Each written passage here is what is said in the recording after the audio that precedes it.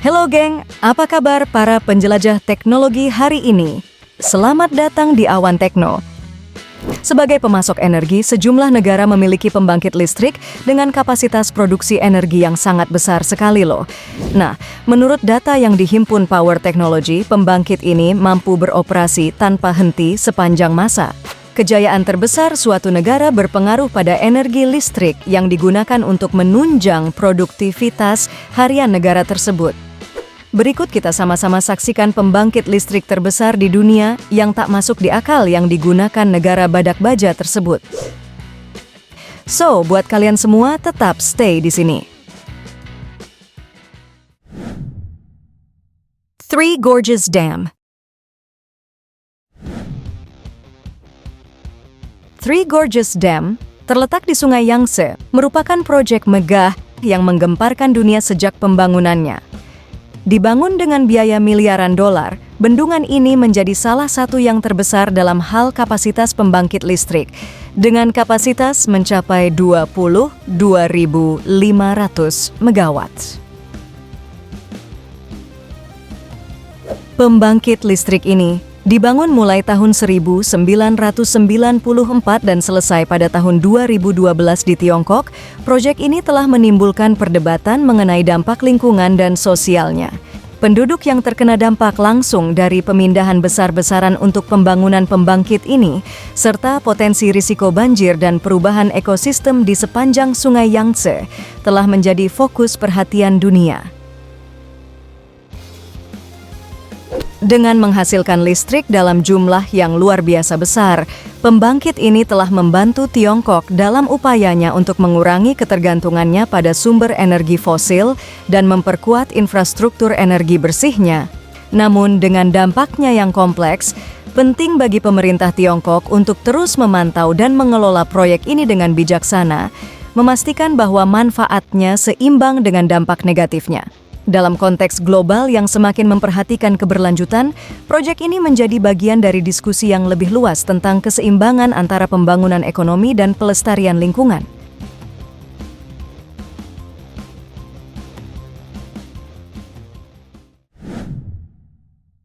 Itaipu Dam.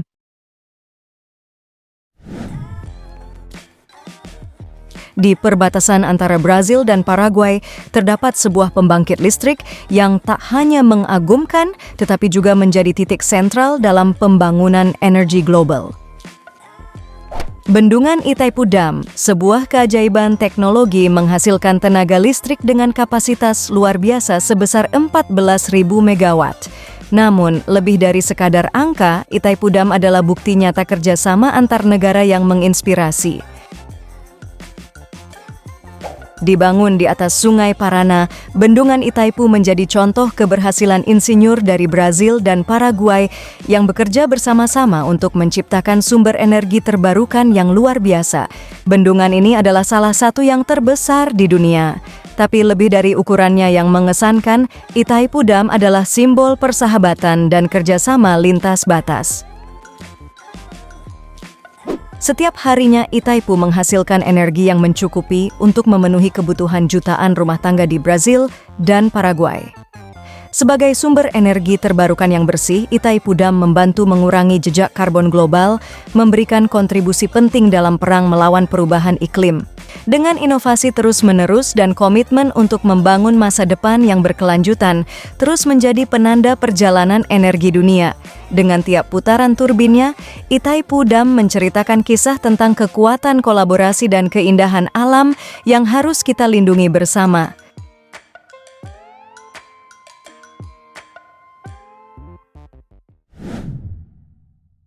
Belo Monte Dam.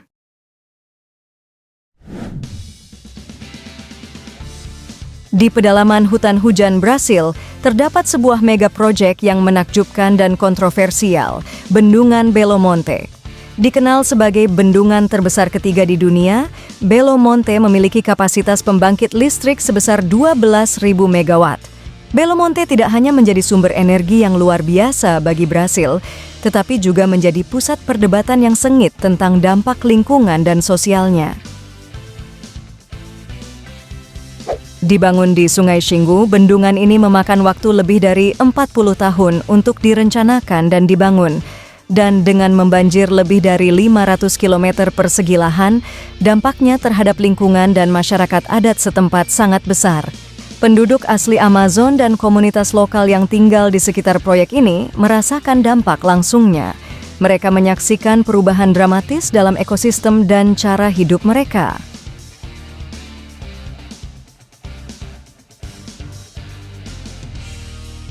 Namun, meskipun pro dan kontra, Bendungan Belo Monte tetap berdiri sebagai simbol ambisi energi Brasil dalam menyediakan listrik bagi jutaan orang sambil mempertimbangkan dampak lingkungan yang serius. Pemerintah Brasil bersikeras bahwa Bendungan Belo Monte adalah langkah penting menuju kemandirian energi dan pembangunan ekonomi yang lebih kuat, dengan menyediakan listrik bagi jutaan rumah tangga dan mendukung pertumbuhan industri. Pembangkit ini sebagai tonggak sejarah dalam infrastruktur energi.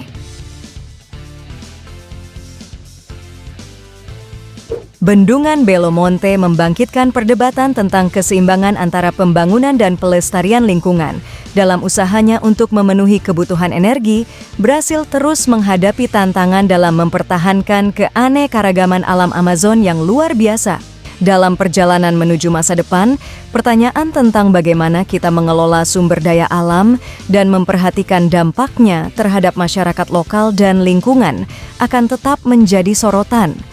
Dan Bendungan Belo Monte adalah satu dari banyak contoh yang mengilustrasikan kompleksitas tantangan ini.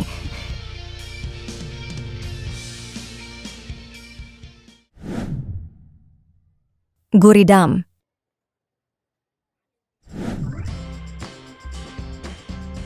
Di jantung Amerika Selatan, terletak sebuah mega proyek monumental yang mempesona. Bendungan Guri di Venezuela dikenal sebagai salah satu bendungan terbesar di dunia dengan kapasitas pembangkit listrik sebesar 11.000 megawatt.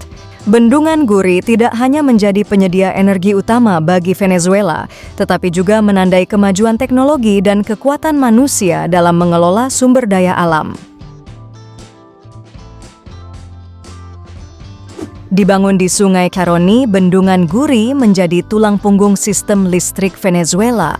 Dengan menyalurkan daya hidroelektriknya, Bendungan Guri memainkan peran vital dalam menyediakan listrik bagi jutaan rumah tangga dan industri di negara tersebut.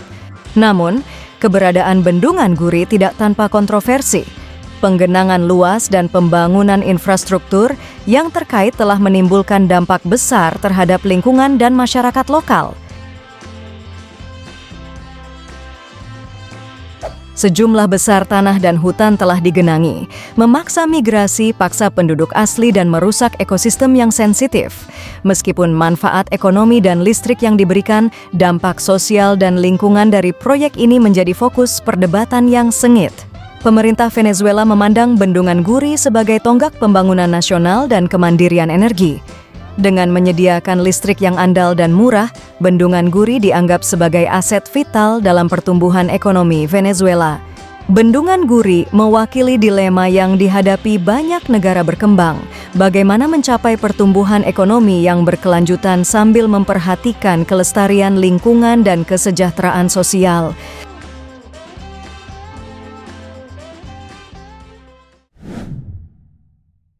Grand Coulee Dam.